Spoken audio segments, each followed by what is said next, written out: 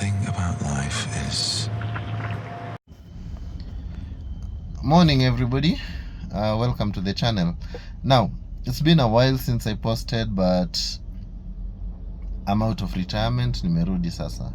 Now, a main concern that I have to post this first video on is that yesterday bei ya mafuta imeongezeka and we've already hit the 206 Kenya shillings, so we are way above 200 shillings as a country. And my biggest concern is not so much on petrol, but it was on diesel, because price ya diesel imeongezeka by 40 shillings to 206 also. So diesel na petrols na retail at the same price in our fuel pumps for the month of April. Now, the ripple effect here is almost immediately, because if you notice anywhere where you are in the country, uta notice kwa magari zimereduce kwa barabara instantly. Now, that is the first thing I can say. It's a bit of a positive, because what happens is when there are so many vehicles on the road, there is always traffic, but when the vehicles reduce, then congestion inaisha. But that's a small bit. The other bit is what I'm concerned about, because diesel is what literally fuels the economy.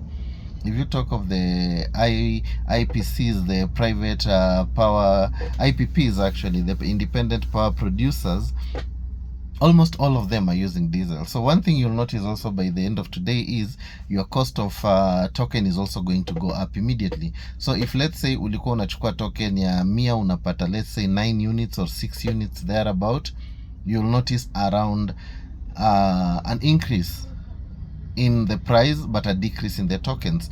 That's an immediate thing that you'll notice as of today. Also, you'll notice fare has increased also immediately. Now, the other effects start kicking in pole in the coming days, whereby utaanza kuona now the price of commodities going up. Why is it going up? Because things are moved by road from, let's say, Mombasa to Nairobi, from Nairobi to Busia. Other food produce are coming to the main cities. So generally what I'm trying to say is that the cost of living for the month of April is just going to go up in the next few days. Now, this is a warning sign, because all of us who know, I'm not so political, but the Strait of Hormuz has not been opened yet, or it has been blockaded now by the Iranians, and the US are blocking also Iran's side in terms of now Iran cannot be able to actually move things also freely, though that is so much on international law and relations that I don't want to meddle in. My main concern is, are we as a country really safe in terms of our fuel reserve? My understanding is Kenya does not have a reserve at all. Technically, every fuel we are planning for or bargaining for ni ile yenye kwa maji inakuja. So do we have stock that is going to sustain this?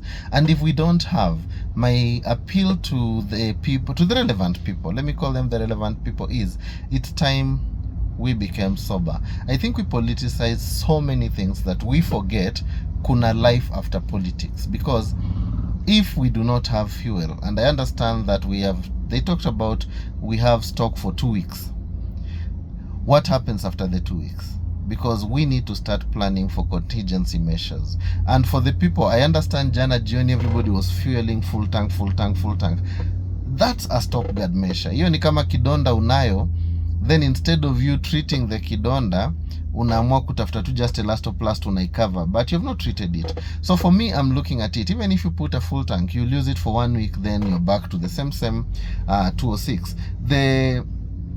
The side that are gaining more also on this are the people who are dealing with electric bikes, people who are using hybrid vehicles, because there's a benefit to those guys, because they will not feel so much of the crunch.